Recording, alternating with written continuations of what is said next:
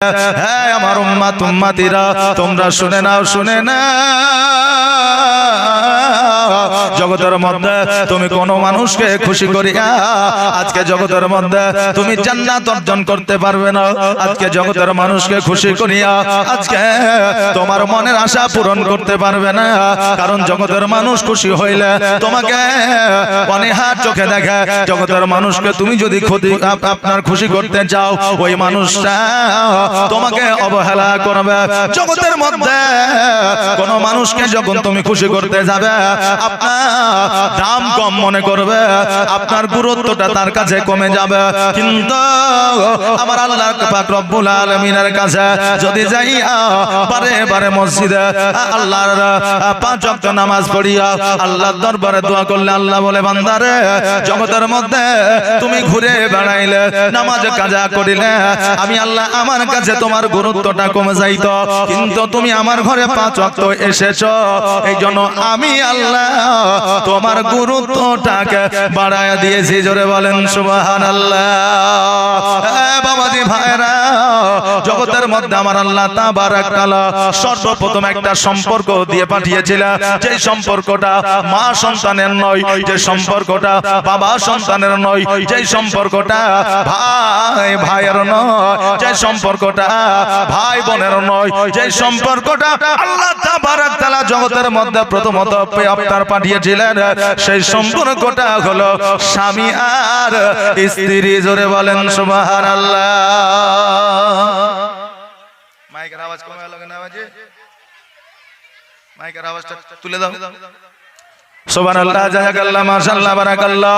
হ্যাঁ বাবাজি ভাইরা, জগতের মধ্যে আমার আল্লাহ তাবারাক তাআলা স্বামী আর স্ত্রীর মধ্যে সম্পর্ক দিয়ে জগতের মধ্যে আপনার পাঠিয়েছিলেন। আমার হযরত আদম আলাইহিস সালামকে যখন আমার আল্লাহ তাবারাক তাআলা তৈরি করলেন, সৃষ্টি করলেন, আদম আলাইহিস সালাম জান্নাতের মধ্যে ঘোরাফেরা করতেছিলেন, কিন্তু তিনার মনে কোনো শান্তি ছিল না, ওনার মুখে কোনো হাসি ছিল না।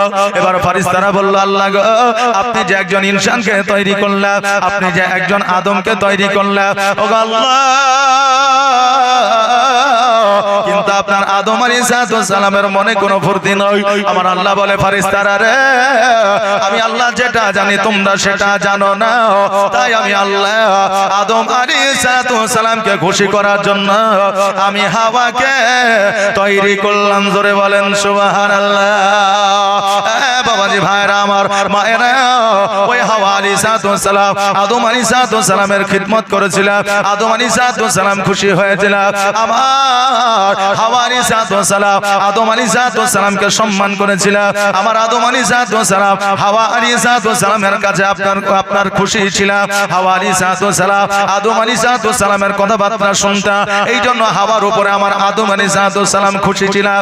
হাওয়া আলাইহিস সালাম আদম আলাইহিস সালামের কোন কথাবার্তা অমান্য করতেন না, এই জন্য আমার আদম আলাইহিস সালাম বিবির প্রতি খুশি ছিলেন, আমার আল্লাহর শুকরিয়া আদায় করেছিলেন। জোরে বলেন সুবহানাল্লাহ।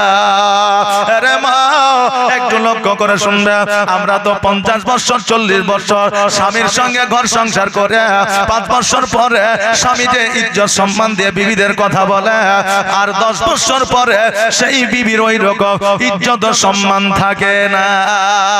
প্রথমত বিবাহ করে যখন বিবিকে বাড়ি নিয়ে আসবে, তখন বাবা কত সুন্দর করে ডাকবে, বিবি সোনামণি জানুটিয়া বলে, কি বলে না গো? বিবিদেরকে এত যত্ন করে আদর করে কথা বলে, ওগো শুনছো, জানছো, সোনা, এদিকে আসো, বসো, লেও, খাও বলে। যেমন 2 বছর পার হয়ে যাবে, তুই কি শুনতে পাচ্ছিস না? যেমন 5 বছর পার হয়ে যাবে, অমনি বলবে, বিবি রে, তুই আমাকে ভালোবাসিস না। 5 বছর পরে বিবিদের গুরুত্ব স্বামীর কাছে কমে যায়, আর বিবিদের প্রতি অনেক স্বামীরা বর্তমানে আপনার রাগান্বিত হয়ে থেকে যায়। এর মূল কারণ হলো একটা, কারণ হইল বিবিরা স্বামীদের কথা শুনে না, বিবিরা স্বামীদের উপরে কথাবার্তা বলার চেষ্টা করে, বিবিরা স্বামীদেরকে গোলাম করার চেষ্টা করে। আজকে বিবিরা স্বামীদের সেবা করে না, আজকে বিবিরা স্বামীর মুখের উপরে বড় বড় কথাবার্তা বলে। মা, আজকে স্বামীর তুমি সেবা যত্ন করো আর না করো, এখন স্বামীর মুখে মুখে তর্ক যদি তুমি না করো, তোমার গুরুত্বটা থেকে যাবে। আর স্বামীর মুখে মুখে যখন তুমি তর্ক করবে ওই স্বামীর ভালোবাসা তোমার উপর থেকে উঠে যাবে। জোরে বলেন সুবহানাল্লাহ। ওই তো অনেক স্বামী বুঝলেন বিবির সামনে তো বলতে পারে না যে তুই আমার মুখে মুখে তর্ক করছিস, তা এক কাজ কর তুই ঘরের বাইরে থাক, নাহলে তুই ওই ঘরে থাকবি আমি ওখানে যাব না। এই কথা স্বামী বলতে পারে না, কিন্তু মনের মধ্যে যে একটা আবেগ, সে আবেগটা তৈরি হয়ে যায়, বিবির প্রতি ভালোবাসা আস্তে আস্তে আস্তে আস্তে উঠে যায়। জি, এটা বাস্তব কথা, শুনতে হয়তো খারাপ লাগবে। অনেক পরিবার আছে যেই পরিবারে বিবির সাথে স্বামীর মিল থাকে না, আর স্বামীর সাথে বিবির মিল থাকে না। আরে আমার বাবাজি ভাইরা, শুধুমাত্র জীবনে শুনে জীবন পার করলে হবে না। আজকে বর্তমানে আমাদের সমাজে কি ঘটছে, বর্তমানে সমাজ কোন জায়গায় গেছে, এইগুলো মাঝে মধ্যে আমাদের শোনা দরকার আছে। আজকে আমার মা বোনেরা এত সুন্দর করে সাজে, লিপস্টিক লাগায়, আপনার চোখে মাস্কারা লাগায়, এখন মেকআপ শেকআপ করে, তারপরে আপনার চুলে কলপ লাগায়। আমার মা বোনেরা অনেক সময় খুশবু লাগায়। আমি বলবো মারে, আজকে তোমার লিপস্টিক যদি না লাগাও, আজকে তুমি যদি মাস্কারা না লাগাও, আজকে যদি তুমি মেকআপ না করো, সুন্দর করে বিউটি করে মোবাইলে ছবি তুলে যদি না রাখো, তোমার বিবি তোমার স্বামী এইগুলোতে খুশি হয় না। তোমার স্বামীর সেবা যত্ন তুমি যদি করো, তুমি যতই কালো হও না কেন, তোমার প্রতি তোমার স্বামীর গুরুত্ব কোনোদিন উঠবে না। কিন্তু আমার মা বোনেরা সাজে এটা ঠিকই, কিন্তু আমার মা বোনেরা যখন মেলাতে যায় তখন সেজে গুজে যায়, যখন বাজারে যায় তখন সেজে গুজে যায়। আমার মা বোনেরা যখন বাবা আজকে বড় বড় মার্কেটে যায় তখন সেজে গুজে যায়। সাজা স্বামীর কাছে আপনার প্রযোজ্য আছে, জায়েজ আছে, পর পুরুষের কাছে সাজা আপনার জায়েজ নাই। কিন্তু আমরা উল্টাটা করে আমরা আজকে পরের সম্মুখে গেলে সেজে গুজে যায়, আর স্বামীর সামনে মুখে কালি হাতে কালি নিয়ে বসে থাকি। জোরে বলেন নাউজুবিল্লাহ। আরে মা, স্বামীর কাছে তোমার সাজা প্রযোজ্য আছে, কোন পর পুরুষের কাছে সাজা জরুরি নয়, প্রযোজ্য নয়, শরীয়ত বাবা হুকুম দেয় না। বাবাজি আমার ভাইরা, আমার মা বোনেরা, তাই আসেন আমরা জীবনকে পরিবর্তন করে, কারণ তুমি যতই ইবাদত বান্দি করো না কেন, যতই দান খায়রাত করো না কেন, যতই তুমি হজ আদায় করো না কেন, তোমার স্বামী যদি তোমার প্রতি নারাজ হয়ে যায়, তুমি যতই ইবাদত করবা, তোমার ওই ইবাদত তোমার নেকির খাতায় লিপিবদ্ধ হবে না। জোরে বলেন সুবহানাল্লাহ। মা, আজকে ফাতেমা তো জোহরা জান্নাতের রানী ছিলেন, জান্নাতের সার্টিফিকেট পেয়েছিলেন। আজকে ওই ফাতেমা যতদিন জীবনে চলাফেরা করে যায়, কোনোদিন স্বামীকে কষ্ট দেয় নাই, স্বামী কোনোদিন বিবিকে কষ্ট দেয় নাই। আজকে আমার ফাতেমা নবীজির বাড়ি থেকে স্বামীর বাড়িতে এসেছে, একদিন নয়, 2 দিন নয়, 5 দিন নয়, 7 দিন নয়, 10 দিন যখন অতিবাহিত হয়ে গেছে, আমার আলী রাদিয়াল্লাহু তাআলা আনহু বলে, ফাতেমা আজকে অনেক দিন হয়েছে তুমি আমার বাড়িতে এসেছো, তোমার আব্বাজানকে দেখার জন্য যাও নাই, তোমার আব্বাজানের বাড়িতে তুমি যাও না। ফাতেমা, তুমি কি তোমার আব্বাজানের বাড়িতে যাবে না? যেমন এই কথা বলেছে আমার ফাতেমা বলতেছে, আমার স্বামী আর দেরি নয়, দেরি নয়, এখনই চলেন যাব। যেমনই বলেছে যে তুমি কি তোমার বাপের বাড়ি যাবা না, তো বলছে তো যাবো না, এটা আবার বলা হয় এখনই চলেন। কারণ মা বোনদের যদি বলা হয় যে বাপের বাড়ি যাবে, তো সঙ্গে সঙ্গে বের হয়ে রেডি হয়ে চলে যাবে। আর ওই শ্বশুর বাড়ি থেকে যখন বলে যে চলো তোমার শ্বশুর বাড়ি, তখন বললেন ওই আসার সময় বলে এখন লাই বিকেলে, বিকেলে লাই সকালে, সকালে লাই দুপুরে, বলে কি বলে না? হ্যাঁ বাবা, যাওয়ার সময় প্লেনের মতো বাপের বাড়ি চলে যাবে, আর আসার সময় গরুর গাড়ি হয়ে যাবে, চলবেই না, চলবেই না, বুঝলেন না? এই জন্য বলে বাবা, আজকে আমার ফাতেমা তো জোহরা রাদিয়াল্লাহু তাআলা আনহা জগতের মধ্যে জান্নাতের সার্টিফিকেট পেয়েছিলেন। আপনিও মা জগতের মধ্যে জান্নাতের সার্টিফিকেট পাবে, তবে জগতের মধ্যে শরীয়তকে ফলো করতে হবে। আমার মা ফাতেমা কেমন করে জীবন যাপন করেছিলেন সেই দিকে লক্ষ্য রাখতে হবে, স্বামীর সেবা কেমন করে করেছিলেন সেই দিকে লক্ষ্য রাখতে হবে, পিতা মাতার দিকে কেমন করে লক্ষ্য রেখেছিলেন সেই দিকে লক্ষ্য রাখতে হবে। আপনিও দুনিয়াতে জান্নাতের সার্টিফিকেট পাবেন। জোরে বলেন সুবহানাল্লাহ। আরে বাবা আমার আলী রাদিয়াল্লাহু তাআলা আনহু বলে, বিবি রে আজকে তুমি যে তোমার বাপের বাড়ি যাবা, তুমি কি এখনো এই পোশাকটা পরে আছো? পোশাকটা কি তুমি পাল্টে নিবা না? ফাতেমা তুমি যে তোমার বাপের বাড়ি যাবা, তো পোশাকটা পরিবর্তন করবে না? আচ্ছা বলেন, আমার মা বোনেরা বাড়িতে যখন থাকে তখন একটা পোশাক পরে, আর যখন বিদেশে যায়, বেড়াতে যায়, বাপ মায়ের বাড়ি যায়, তখন সুন্দর পোশাক গুলো পরে না? পরে না? পরে। আমার ফাতেমাকে বলে, ফাতেমা তোমার পোশাকটাকে পাল্টে নিবে না? এবার ফাতেমা চুপ করে মাথাটাকে নিচু করে বলতে, আল্লাহ গো এখন আমার স্বামীকে কি বলবো খুঁজে পাই না, আমার তো একটাই পোশাক, দ্বিতীয় কোনো পোশাক না। আরে মা কেমন স্বামী ছিলেন আলে, আর কেমন বিবি ছিলেন আমার ফাতেমা, একটাই কাপড় আছে, স্বামী তা জানে না।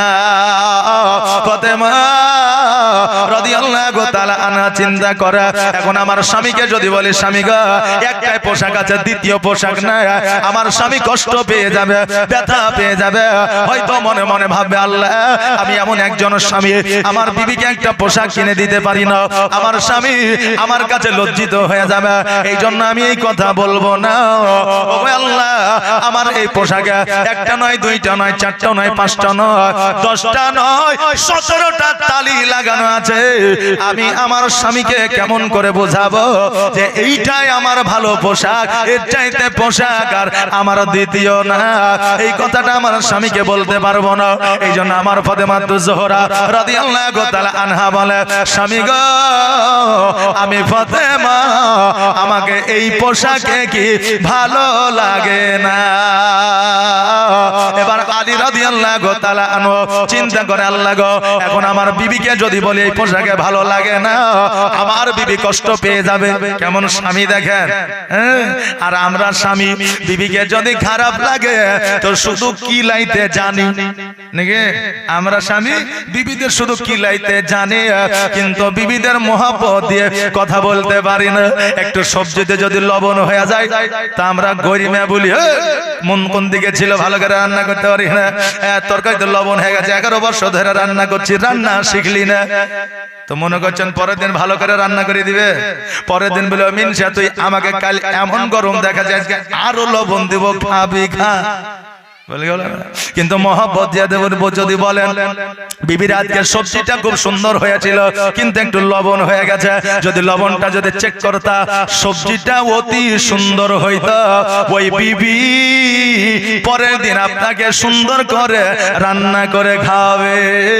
গরম দেখিয়া, মস্তানি দেখিয়া সব জায়গায় কাজ হয় না, ভালোবেসে কাজ এবং ভালোবেসে ভালোবাসা পাওয়া যায়। জোরে বলেন সুবহানাল্লাহ।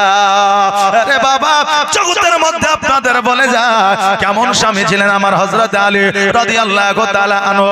উনি বলতেছে, আমি এখন যদি আমার বিবিকে বলি পোশাকটাই ভালো লাগে না, আমার বিবি কষ্ট পাবে, ব্যথা পাবে, বেদনা পাবে, সে মনে করবে হয়তো আমাকে হয়তো আমার স্বামীর ভালো লাগে না, এই জন্য আমাকে খারাপ লাগছে বলবে।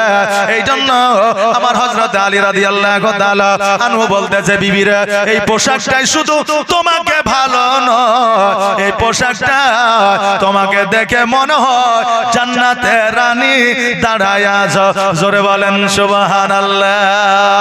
আরে বাবা আজকে আপনি জগতের মধ্যে যাকে ভালোবাসেন না কেন, একদিন না একদিন আপনি ছেকা খাবেন, একদিন না একদিন আপনাকে ধোঁকা দেবে, একদিন না একদিন আপনার সঙ্গে কোন রকম ভাবে ব্রেকআপ করবে।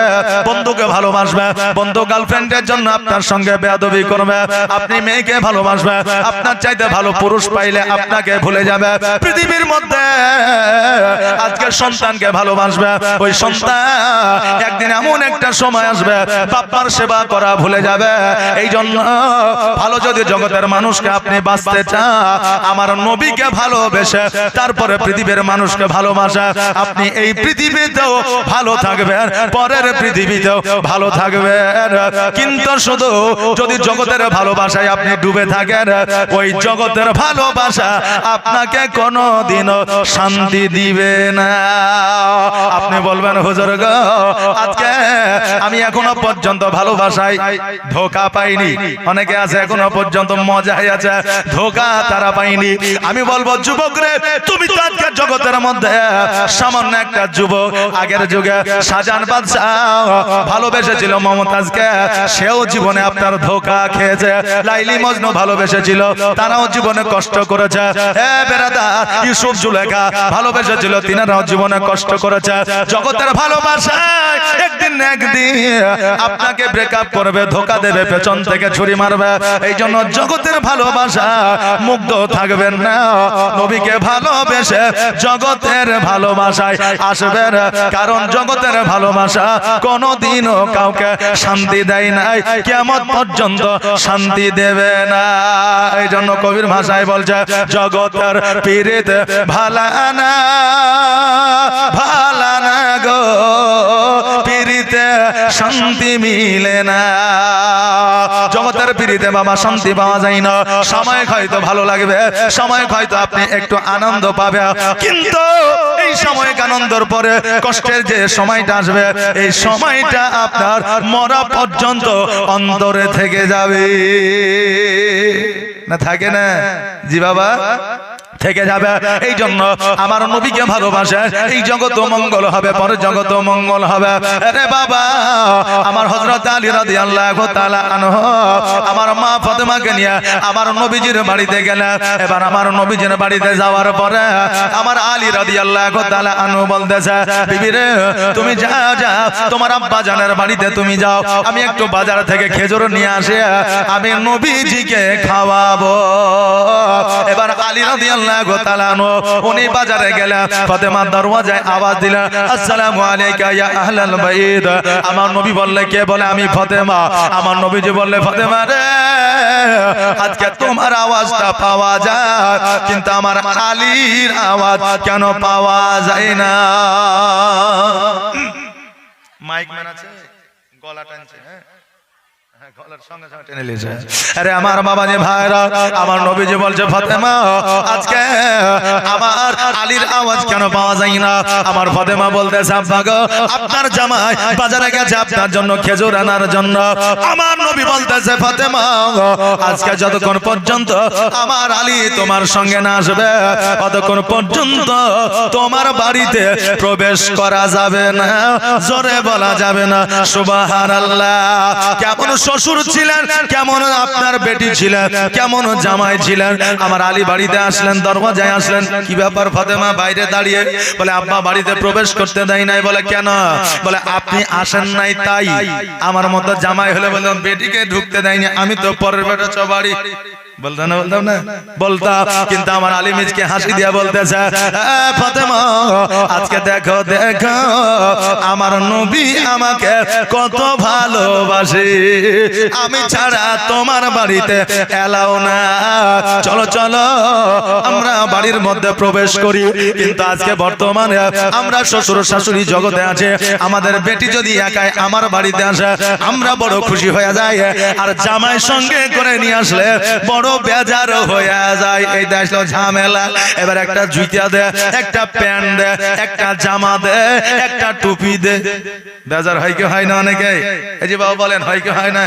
জি, অনেক শ্বশুর বাড়িতে জামাই দেখলে বেজার হয়ে যায়, বেটিকে ফোন করে বলে, হ্যালো কি হলো? বলে, যে এবার যদি জামাই রাজমিস্ত্রি কাজে চেন্নাই যাইতো, এবারে সেই 1 মাস থাকিয়া যায়। কিন্তু বলে না যে জামাই বাড়িতে এসেছে তো তাকে নিয়ে 10 দিন থাকিয়া যায়। কথা হইলেন না? এবার জামাই যদি চেন্নাই 1 মাসের জন্য যায়, এরপরে আমার বাড়িতে 1 মাস থেকে যাও। আচ্ছা বলে, ওই জামাই যদি বেটের বাপ আপনার পাশে থাকে, এই কথাটা যদি শোনে, আচ্ছা শ্বশুর শাশুড়ির উপরে তার রাগ হবে কি হবে না? যে আমাকে একবার ডাকে না, তার বেটিকে ডাকছে, রাগ হবে কি হবে না? মুখে প্রকাশ না করলেও অন্তরেও থাকবে। আমি যদি নিজের ছেলে হইতাম অবশ্যই আমাকেও ডাকতো, তার বেটিকেও ডাকতো, কিন্তু শুধু তার বেটিকে ডাকে। আমি বলবো, মা বাবা বাপজিরা শোনো রে, আপনার কন্যাকে আপনার বেটিকে দিনের মধ্যে যদি 10 বার ফোন করে, মাসে যদি 4 বার করেন, আপনার জামাইকেও একবার ফোন করে খোঁজ নিবে, দেখবেন আপনার বেটির ওপরে জ্বালা যন্ত্রণা বন্ধ হয়ে হয়ে যাবে। আরে মা, আমার হযরত আলী রাদিয়াল্লাহু তাআলা আনহু ছাড়া ফাতেমার বাড়ি যাওয়া নিষিদ্ধ হয়ে গেল। এখনো শরীয়ত মতে একজন মেয়ের বিবাহ হয়ে গেলে ওই মেয়েটা স্বামীর অর্ডার ছাড়া, স্বামীকে সঙ্গ ছাড়া বাপের বাড়ি যাইতে পাবে না। স্বামী যদি অর্ডার দেয় তবে বাপের বাড়ি যাইতে পাবে। কিন্তু আমি বলবো বাবারে, যুবকেরা শোনো, বিবাহ করেছ, বিবিকে কোনোদিন একাই বাপের বাড়ি পাঠাইবে না।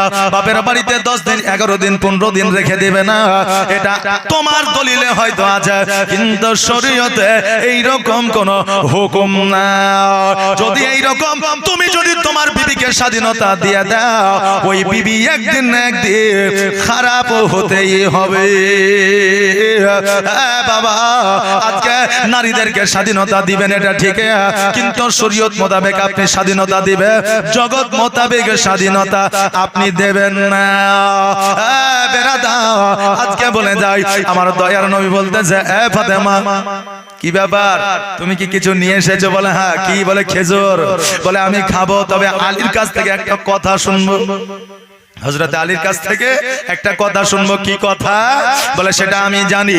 এবার আলী রাদিয়াল্লাহু তাআলা আনহুকে বলতে চাইলে, আমার কন্যার বিবাহ তোমার সঙ্গে দিয়েছি, আমার বেটির কথার দ্বারা, বলার দ্বারা, আমার বেটির চলার দ্বারা তুমি কি কোনো কষ্ট, কোনো ব্যথা, কোনো বেদনা পেয়েছো?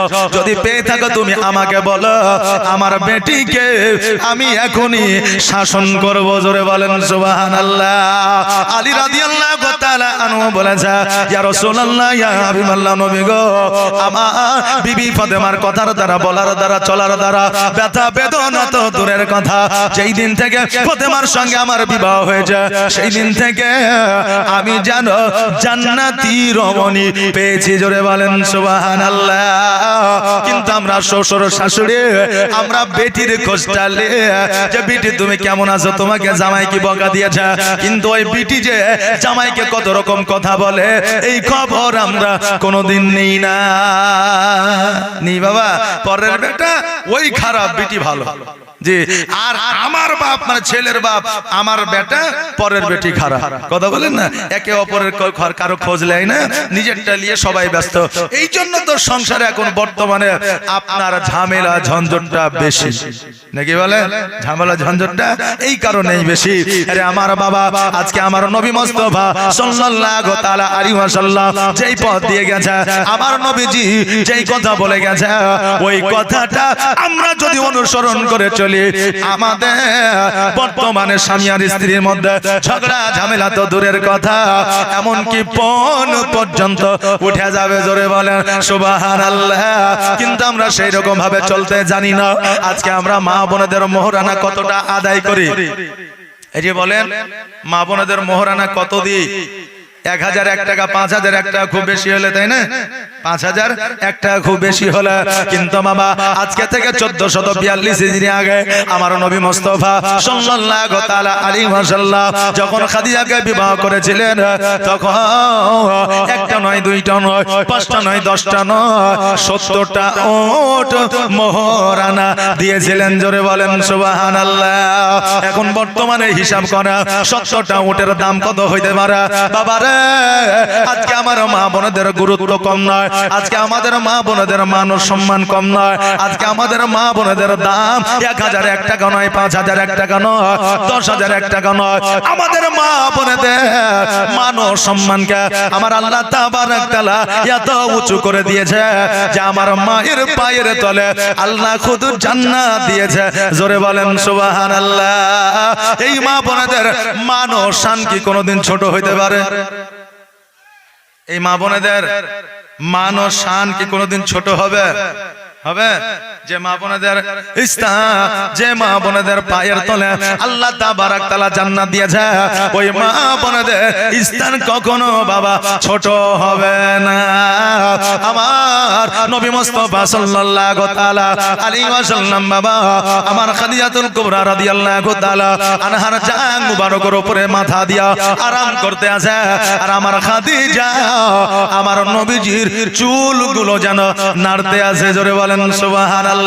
বিবির কোলে মাথা দিয়ে ঘুমানো আমার প্রিয় নবীজির সুন্নাত, জোরে বলেন সুবহানাল্লাহ। আহারে আমার খাদিজা আমার নবীজির মাথা মুবারক নাড়তে আছে, এইজন্য আমার দয়ার নবী বলেছে কোন স্বামী যদি সারা দিন পরিশ্রম করে রাত্রি বেলায় বিছানায় যদি আরামদায়ক ভাবে ঘুমায় আর ওর বিবি ওই স্বামীর যদি একটু খিদমতে লেগে যায়, আমার আল্লাহ তাবারক তাআলা ওই বিবির জন্য জাহান্নামকে হারাম করে দেয়, জোরে বলেন সুবহানাল্লাহ। কিন্তু বাবা আজকে আমাদের মা বোনেরা মনে করে আমাদের সৌন্দর্য আমাদের সাজগোজটা করে, কিন্তু না রে মা, আজকে যারা স্বামীর সেবায় লিপ্ত থাকে আসলে তাদের সৌন্দর্যটাই আল্লাহর দরবারে বেশি, জোরে বলেন সুবহানাল্লাহ। কিন্তু আমাদের স্বামীর প্রতি খিদমত উঠে গেছে রে মা, এই খিদমত যতক্ষণ পর্যন্ত আমাদের পুনরায় ফিরে না আসবে ততক্ষণ পর্যন্ত আমার মা বোনেদের তাহাজ্জুদের নামাজের প্রতি মহব্বত আসবে না। আর যত এই যুবককালে সাজবে বৃদ্ধকালেও সাজতে ইচ্ছে করবে। এই বৃদ্ধ মহিলারা এখন সাজে না, অনেকেই সাজে বাবা, অনেক জায়গায় দেখা যায়। আর 60 বছরের বুড়া নানি লিপস্টিক লাগায়, হায় লিপস্টিক লাগায়, অনেকে আছে বুঝলেন, বুড়ো হয়ে গেছে, রিটায়ার্ড হয়ে গেছে, পেনশন পাই, জি তার জীবনের সংসার বলে আর কিছু না, কিন্তু লিপস্টিক তার ঠোঁটে ঠিকই থাকবে। এই জন্য একটা ছোট্ট ভাষায় লিখিত ভাবে লিখে দিয়েছে, আর 60 বছরের বুড়া নানি লিপস্টিক লাগায়, আয় হায় লিপস্টিক লাগায়, আর মাস্কারা লাগায় নানি মেলাতে বেড়ায়, যেই মেলা শরীয়তে আমাদের হারাম করে দিয়েছে। 6 বছর বয়সে আমার নবীজি সর্বপ্রথম নারীদের মেলা বন্ধ করেছিলেন, জোরে বলেন সুবহানাল্লাহ।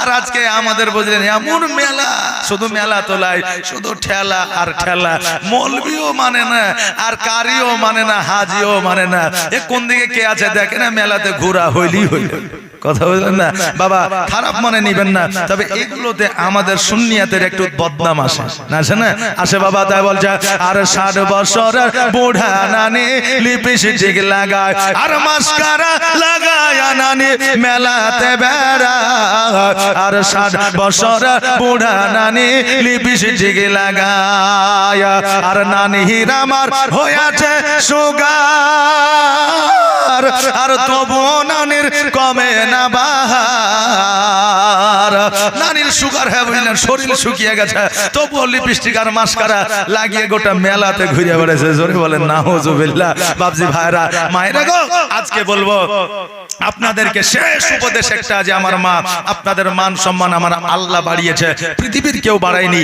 আজকে যদি ইতিহাসের পাতা লক্ষ্য করা যায়, 300 বছর আগে স্বামী বিবেকানন্দ, কবি রবীন্দ্রনাথ ঠাকুর, তারপরে শরৎচন্দ্র, এরা আপনার মেয়েদের ব্যাপারে বলেছে, আমরা এদেরকে স্মরণ করি। কিন্তু আজকে থেকে 1440 হিজরি আগে আমার নবীজি এই মায়েদের মান ও সম্মানকে বাড়িয়েছে, জোরে বলেন সুবহানাল্লাহ।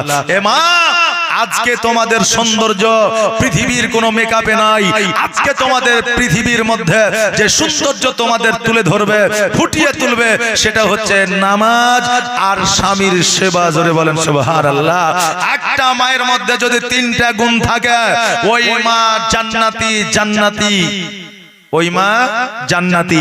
এই 3টা গুণ কি কি? 1 নম্বর হলো নামাজ, 2 নম্বর হলো পর্দা, আর 3 নম্বর হলো স্বামীর সেবা, জোরে বলেন সুবহানাল্লাহ। এই 3টা গুণ একটা মায়ের মধ্যে থাকতেই হবে, যদি না থাকে তবে এই মা কিয়ামতের দিন কোন সময় জান্নাতি হতে পারবে না, জোরে বলেন সুবহানাল্লাহ।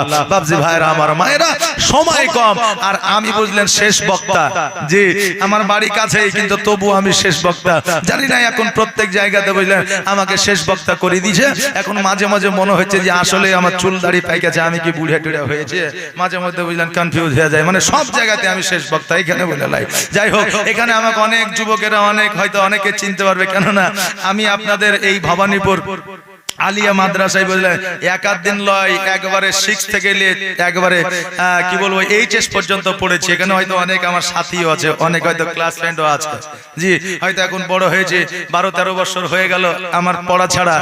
এই জন্য ওই 12-13 বছরকার ছেলেরা এখন 4 ছেলের বাপ হয়ে গেছে নাকি বলেন, জি ওরা হয়তো অনেকে চিনতে পারবে, আবার অনেকে হয়তো চিনতে পারবে না, অনেকে চিনা চেনা লাগছে বলে মৌলবীটাকে চিনতে পারছি না রে। আমি যখন বলে দিয়েছি সে কিন্তু হয়তো চিনে নিয়েছে যে এই মৌলবী আমার সাথে পড়তে হবে, বুঝলেন না। তা আমি এখানে আলিয়া বোর্ডে বুঝলেন এইচএস পর্যন্ত মানে ফাজিল পর্যন্ত পড়েছি। আমি বাউসি মাদ্রাসায় পড়াশোনা করেছি, আর এখানে বাংলা পড়েছি। আর আমাদের মাওলানা মীর জামান আলী চিশতি সাহেব উনি আমার হেড শিক্ষক, জি। তো আমার অপরিচিত জায়গা আমার নয়, বহুত দিন থেকে এই সমস্ত জায়গা পরিচিত। এই যে ভাইজান আমার হাজরাত আছে, ইনিও আমার পরিচিত, ইনার আব্বাজান ছিলেন, ওনার সঙ্গে আমার একটা ভালো, যদিও ছোট হইতাম তবু ওখানে প্রাইভেট পড়তাম আমরা, বুঝলেন। আমাদের একটা অ্যারাবিক স্যার ছিল ওই লিচু তলায়, আমরা ওইখানে মসজিদে আসতাম নামাজ পড়তে, ওনার আব্বাজানের সঙ্গে ভালো কথাবার্তা হইতো। তো যাই হোক, তখন আমি অত ভাইরাল ছিলাম না, এখন মাশাআল্লাহ আপনাদের দুয়ায় মোটামুটি ভাইরাল, খুব বড় বলা যাবে না। তা আপনাদের দুয়ায় মাহফিল এখন অনেক জায়গায় যাইতেছি করতেছি, আপনাদের দুয়ায় যেন আমাকে আল্লাহ তাবারক তাআলা আরো উঁচু সম্মান দান করে, সকলে বলে আমিন। আপনাদের জন্য আমি দোয়া করব যেন আপনাদের মনের আশা আকাঙ্ক্ষাকে যেন আল্লাহ তাবারক তাআলা পূর্ণ করেন, সকলে বলে আমিন। বেরাদার, অনেক রকমের বুঝলেন কথা আছে, তবে এমনও কথা আপনি বলবেন না যে কথায় মানুষ কষ্ট পাবে, কথা বললেন না, জি। মানুষের সঙ্গে ভ্রাতৃত্ববোধ বজায় রেখে, পাড়া প্রতিবেশীর সঙ্গে সুসম্পর্ক রেখে আপনি চলাফেরা করবেন, কারণ আপনার দ্বারা কেউ যাতে আঘাত না পায় সেইভাবে চলবেন। এমনও কথা আছে মনে হয় যে ও আমাকে আঘাত দিল না আঘাত দিল না, এটা বোঝা যায় না, কনফিউজ হয়ে যায়। এক জামাই গেছে বুঝলেন শ্বশুর বাড়িতে, এখন শাশুড়ি বলছে জামাই চারটি ভাত খেয়ে যাও, এখন জামাই বলছে না খাওয়ানো যায়, খেয়ে যাও, চারটি ভাত দিয়েছে। এখন বলছে জামাই যে হ্যাঁ গো মা এই ভাত দিয়েছেন, সবজি দিলেই তো হইতো, তো এই মাংস করার কি দরকার ছিল। এখন শাশুড়ি বলছে যে খেপা কোথাকার, আমার বাড়িতে 14-15টা মুরগি আছে, তাই একটা কাটলাম তো কি হলো, জানবো শিয়াল কুকুরে খাইয়ে নিয়েছে, তো যে একটা কাটলাম তো কি হলো, জানবো শিয়াল কুকুরে খেয়ে নিয়েছে। তো বেরাদার, তো এখন জামাই মনে মনে বলছে যে আমাকে আসলে আমার সম্মান করলো না আমার অসম্মান করলো, আমি কিছু বুঝতে পারছি না। তো এইরকম কথা বাবা থাকে, যে কথাগুলো আপনি ভেবে চিনতে বলবেন, যে কথায় মানুষ যাতে আঘাত না পায়। কদিনকার দুনিয়া, 50 বছর 60 বছর 70 বছর চলে যাবেন, দালান বাড়ি সাজিয়েছেন থেকে যাবে, আপনি চলে যাবেন, আপনার নামে যে গাড়িটা আছে সেটাও আপনার নামে থাকবে না। এই জন্য মানুষের সঙ্গে সৎ ব্যবহার, সৎ আচরণ করে পৃথিবী থেকে বিদায় নেবেন, দেখবেন মানুষ আপনার জন্য দোয়া করবে, কাল কিয়ামতের দিনে আপনি জান্নাতি হবেন। বাপজি ভাইরা, মসজিদের উন্নতি কল্পে জালসা, মসজিদের খিদমত করবেন, জি মসজিদের খিদমত করবেন, কারণ আমার রাসূল বলেছে যে মসজিদে যে একবার ঝাড়ু লাগিয়ে দেয়, মসজিদে যে একবার আজান দিয়ে দেয়, আল্লাহ তাবারক তাআলা কিয়ামতের দিনে তার সর অর্থাৎ তার মাথাটাকে উঁচু করে দেয়, জোরে বলেন সুবহানাল্লাহ। বাপজি, তাই মসজিদের সঙ্গে যুক্ত থাকবেন। আজকে মসজিদের সেক্রেটারি, ক্যাশিয়ার, সভাপতি যিনারা হন, ওনারা কি কোনো বেতন পান সরকার থেকে, পাবলিক থেকে, মসজিদ থেকে, আল্লাহর তরফ থেকে পায় না? তবুও দিনের দিন তিনারা মসজিদের সেবা করে যাচ্ছে, কেন?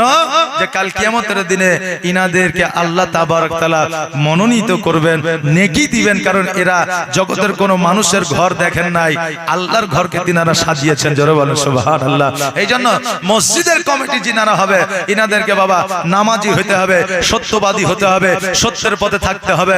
মসজিদে যারা কমিটি থাকবে তারা সুদখোর হবে না, জেনাকারী হবে না, বদকার হবে না, অত্যাচারিত হবে না। যদি এইগুলো হয় তবে ওই মসজিদের কাজে যে ইটখানা লাগাবেন সেই ইটখানা পর্যন্ত ওর জন্য বরদোয়া করবে, জোরে বলেন নাউজুবিল্লাহ, তার জন্য বরদোয়া করবে। এই জন্য মসজিদের খিদমতে এসেছেন, সহি এবং সঠিকভাবে মসজিদের খিদমত করেন।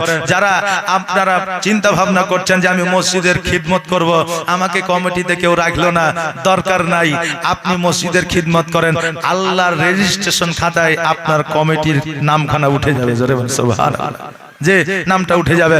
বেরাদার, তাই মসজিদের জন্য এসেছি, আমরা যতটুকু পারবো দিল খোলসা করে, অন্তর থেকে, মন থেকে দান করে যাব, সকলে বলেন আমিন। যাই হোক বাপজি ভাইরা, সংক্ষিপ্ত বক্তব্য আমি এখান থেকে করলাম ইতি, বলার মাধ্যমে যদি হয়ে থাকে ভুল ত্রুটি, আমি আল্লাহ তাবারক তাআলার দরবারে ক্ষমা প্রার্থী। আসেন একবার পরে আস্তাগফিরুল্লাহ রাব্বি মিন কুল্লি যামবি ওয়া আতুবু ইলাইহি।